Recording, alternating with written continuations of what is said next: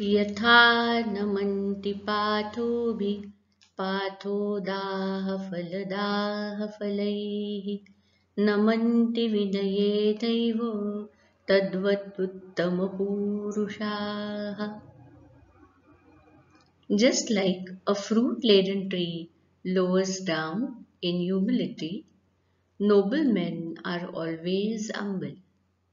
Noble men will never praise themselves, they will never talk high about themselves.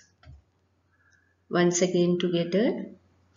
यथा नमन्ति पाथोभिः यथा नमन्ति पाथोभिः पाथोदाः फलदाः फलैः पाथोदाः फलदाः फलैः नमन्ति विनयेनैव नमन्ति विनयेनैव तद्वदुत्तमपूरुषाः तद्वदुत्तमपूरुषाः. Once again, the full verse.